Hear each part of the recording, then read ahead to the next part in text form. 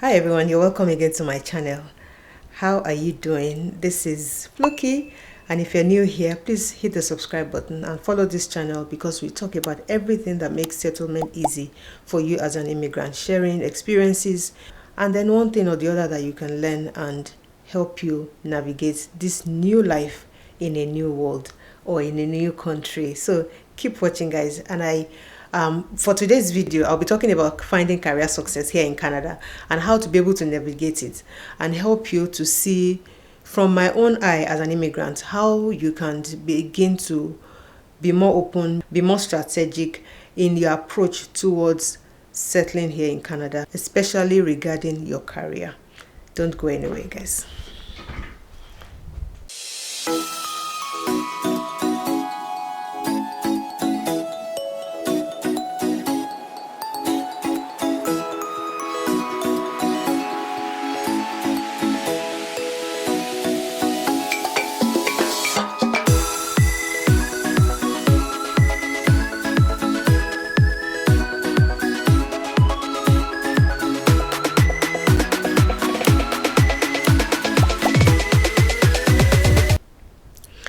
So guys, let's talk and just take a walk around my house. As an immigrant here in Canada, navigating the career path here can be daunting, right? And it works differently for different people.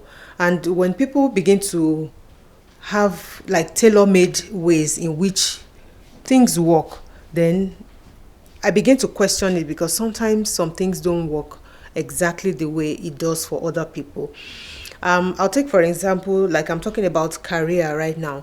And, as immigrants, when you move abroad, your expectation doesn't really meet that reality. And basically, the first things, apart from you settling and finding accommodation where to lay your head, the next thing for you is to find a job because you want to pay your bills. You want to live a life that is comfortable like you lived when you were in your home country. But things take a quick twist because the reality begins to set in 1 month after landing, 2 months after landing, 3 months after landing. For some people, it could be 6 months. No job is on the way. And then they begin to realize that, I need to do things differently and look at how I am able to, find other means to be able to get income as an immigrant. Sometimes being able to look away from your regular job expectation, let me put it that way, is key. As an immigrant, things work differently.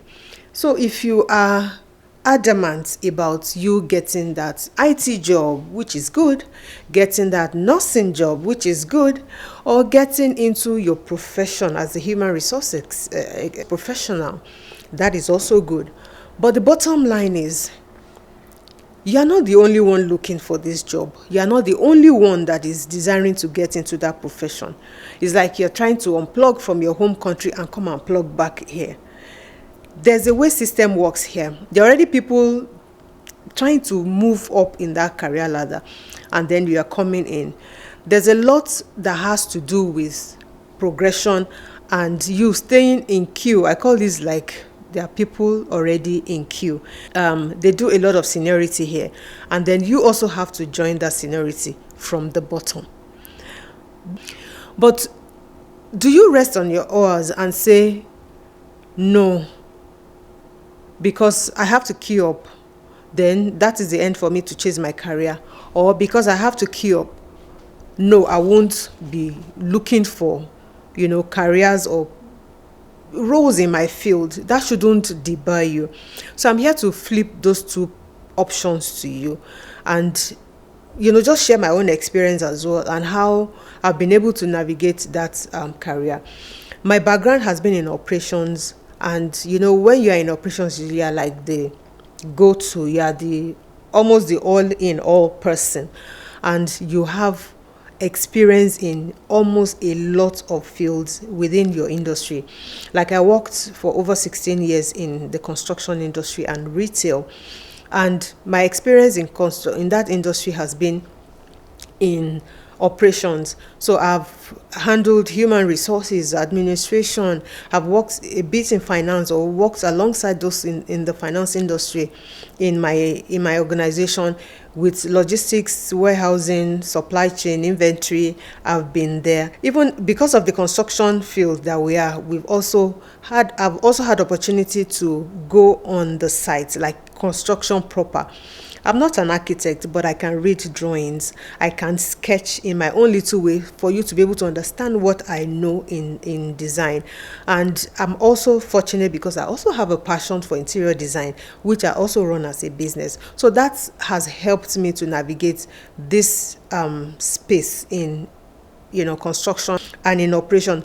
So as an operations person, you can virtually run a business. You can run because you have understanding about some key elements in the organization. So that has given me a broad space where I can work. And with that, I began to have resumes. When I came to Canada, I had different resumes for operations, for supply chain and inventory. I had for procurement. I have for like control in project management. I also I've done courses in project management before I came. So I have project management experience. And I say project management because even in project management, there's the technical side of project management and there's the operational side of project management. So it's not all about you in projects, as my experience dates back to construction. I don't build, right? I am not in engineering, but I know a bit or more than a layman in construction. So for that, it gave me an edge. So I had my resume also in as a business analyst, because of course you are also gathering requirements when you are working in those fields, in project management, in HR, because I also had a background in HR, and a couple of more, which I began to tweak and put all these things in place. So I had all of that set for my job hunt journey. But like Canada shocks everybody. The jobs were not coming. And I moved in the pre-COVID, or almost the onset of COVID time in 2019. And then there was total lockdown in the first quarter of 2020. And it looked like what is going on. And at that point, people were losing jobs, so there were no jobs. So you probably won't find jobs. It was really tough. For about 5 months, about 6 months, I did not have a job. And there was no job, guys, as an immigrant, with high expectation, with high hopes, professional in the field, trying to navigate into my profession. No job. But alas, I found one. And guess where I found one? In a grocery store. I found as a customer service, those people that help you with picking your goods. I don't even know the name they call them anymore. It's been a while. I've forgot it. I've just learned to forget my woes so that I can move on quickly. But we help. If you shop online in grocery stores, at that time I was part of the team that helped you to pick your goods, because you didn't come at that COVID time. People were not shopping physically as much. So we helped to go around and pick your grocery, stack them, and then some other batch of people will deliver to you when you come pick them outside, because you don't want to come in, or you even want other people to help you deliver them to your home. So we were like those that help you shop. We call them shoppers. Yeah, we help you shop inside the store. So that was what I was doing at that point in time too. I worked there from like April till January 2022. And throughout that time, I was working night shifts, guys. I was working night shift, and my shift was between 10 and 7 a.m. It depends on the shift. Sometimes I get a shorter shift, like I close even in the midnight, and sometimes early hours of the morning.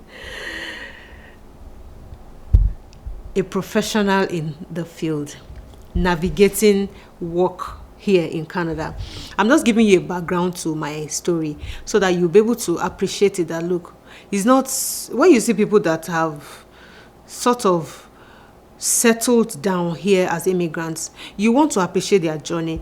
And I know that sometimes when you tell people to move to Canada, because you must be future thinking, right?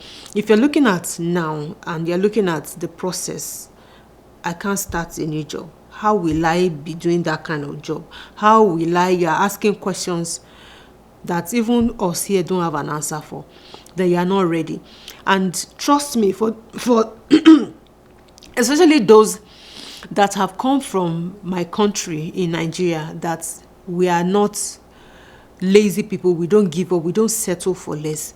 We are quickly able to move from those stages of those menial jobs that we start off, because they are startup jobs, and that time they were paying like $13, per hour. So I started that and I moved into another job, which was a care job. And in fact, I forgot to mention that in that grocery store, I broke my arm. I broke my arm and I was wearing arm braces for a while. Yes, because it was a lot of manual job. You were picking, you were stacking, you were carrying heavy things, which me, fine girl, that wear high heel to work, wear correct blazer, wear nice camisole, carry good bag, had a driver that drove her. I know they carry load. I began to carry load here in Canada. My eyes see where. But that's what the girl could find at the time. We had to pay bills, so there was no choice. And you can't tell these things to your folks back at home. I mean, when I say folks, my family knew, of course, but some other friends and colleagues that were already demanding for, you don't reach Canada now, how far, how far? You don't know what we go through, and we don't have to explain to you, because even in the plight of explaining, you guys will feel that we're trying to avoid, we don't want to give you, we have moved now, we have grown higher shoulder, as they call it, but that's not the case. We're actually struggling. Anyway, so that was my journey. And of course, cover letter, resume, there are ways in which these things work here in Canada, and you must be able to tweak your resume as such, so that it helps you hit that job requirement, what they're looking for. And I want to slot in here as your immigrant consultant, that I help immigrants with these things. The format for resume writing is totally different from what you have from your home country, and there are keywords that you need to include that the recruiter is looking for that helps you pass through that ATS, especially if it's that screening portal that they use. But if it's manual screening, like I had at some point when I worked in HR here, you want that recruiter's eye to catch those highlighted words, which should match what they are looking for in the job post. So I help you to do that as immigrants. If you are looking for that service, please reach out to me. Apart from my settlements, house hunting services, I help you, prepare you for interview, and help you with all this process so that you can find settlement easy here in Canada. So that's the process. So of course I started all of that and continued to move on from that. I worked in that care job. I think I was at the point I was working those two jobs because I was looking for a full-time job. And need I mention as well that here in Canada, jobs, in fact, getting full-time jobs too can be here or there. Sometimes you just have to take what you find. It could be a temporary job, it could be a part-time job. Take it first. Is a bird in the hand is worth two in the field. Abi, did I quote it well? That's what they say. Don't say you're looking for full-time because you want to buy house quickly, because I know that sometimes our mentality is so, I don't know, we need to whitewash ourselves, our brain, because we are just too high up there in our horses trying to achieve, and it's like you just want to import what you have and bring it here. It doesn't work like that. You have to humble yourself. Canada, in fact, I'm so grateful that Canada is a level playing field. It humbles everybody. It's a place whereby you can't even just feel that You just want to bamboozle everybody. I want to feel that you are the one that will start off, or be the one from, probably a managing director in your company, you're an oil mogul in your country, and you want to come here and you want to come and sit on the executive position. How do you want to do that? How do you want to do that? It's really difficult here because there are people there already, and they aren't gonna push their people aside for you. Trust me, you have to climb the ladder. Right. So that said, that also was a challenge and a lot of work. So I did that for about a few months, over 1 year, combining both. And at a point, then I got my HR job at a mining company, which I also did. And that was also a temporary role for 1 year. So, that journey, in fact, that role eventually broke that jinx for me into my professional role that I was looking for. And at that point, I knew that, okay, the sky just has to be the limit, but there's a starting point. And this is where I want to encourage you as immigrants, that there's always a starting point. Don't get discouraged. It took me, I came in 2019, 2020, it took me almost 2 years for me to break into my professional role.